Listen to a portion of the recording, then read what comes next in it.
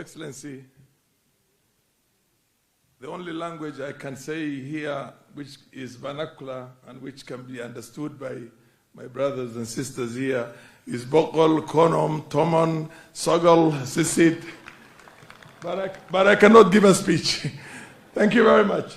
Your Excellency, I want to thank you and Her Excellency, the First Lady, for inviting me to join you on this very, very valuable occasion.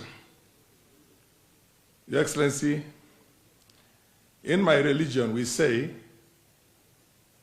you might love something so much, but it's not good for you. But you might hate something so much, but it's very good for you. I did not vote for you in the last election, but I'm glad that you came in as a president of this country. I am very happy that I did not get my wish in the last election, because I've seen what you are capable of doing. In line with my own, what Allah has said to us. Your Excellency, you have brought this country together. You have gone to the four corners of this country to unite this country. Please continue uniting this country. You have gone to the four corners of this world to create opportunities for Kenyans. Continue doing that. We are doing very well globally. Your Excellency, you have done so much for education, so much so that I have very little to worry about in my constituency. I have the resources and I'm able to take care of a lot of the needs of the young boys and girls in there. As I'm talking to you now, I have sent to universities not less than 100 students who are going to study medicine, both inside and outside the country, through the support of your own government here. You have put the right team together, the team of Machogu and Belior CS.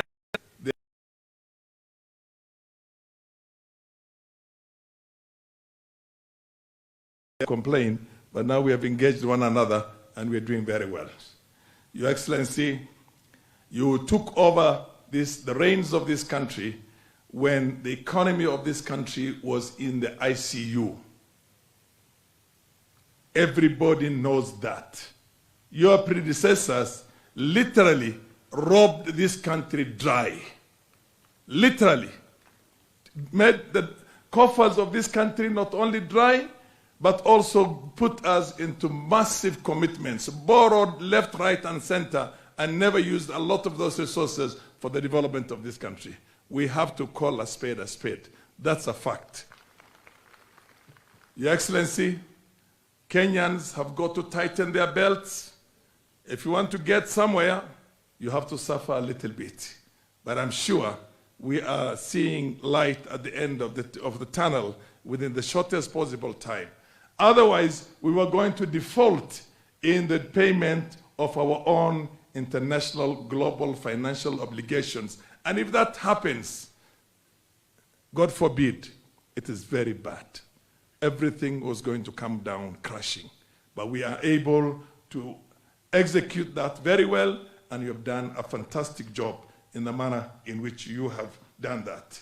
Your Excellency, there is talk of the judiciary. I've said this many times before. There's nowhere in the world we are not trying to reinvent the wheel again.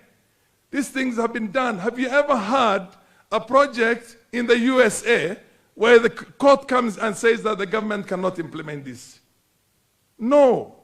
There is no democracy in the country where the executive, that's why it's called the independence of the three arms of the government, of the state. The role of the government is to execute and to govern and to allocate resources and to manage development without anybody coming in and interfering in that. The role of parliament is to make laws. And the role of the judiciary is to arbitrate what is brought to them, but which does not infringe on the independence of any of the other two arms of government. We have a rogue judiciary in the country right now.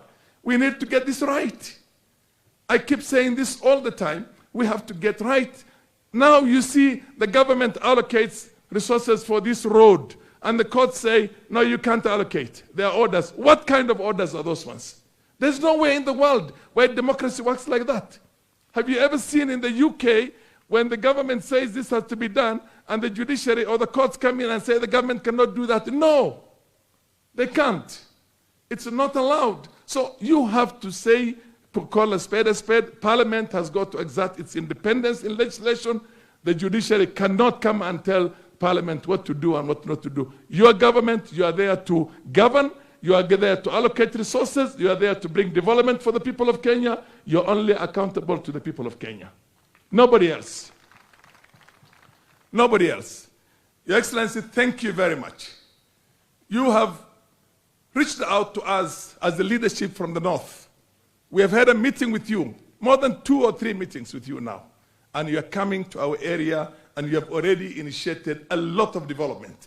This is the first time in a very long time that we are seeing a president who cares about the 4 corners of this country. Mr. President, I congratulate you for that. You know that I'm not somebody who sings anything for sycophancy. I say facts the way they are. Kenyans know me for that.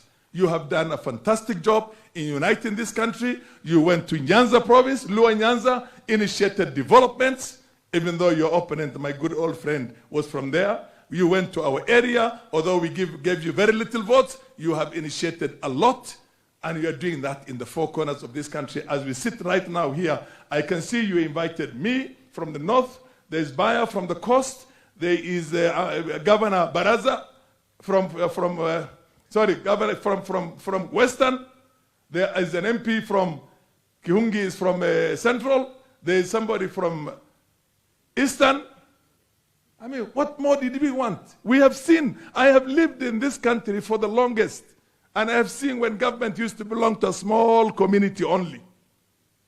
There was nothing that was for Kenyans. You've brought everything for Kenyans. We will support you 100%. I will be out there to support your programs, your political life, and whatever you have to do, we are there with you because you proved yourself worthy of our support. Thank you very much.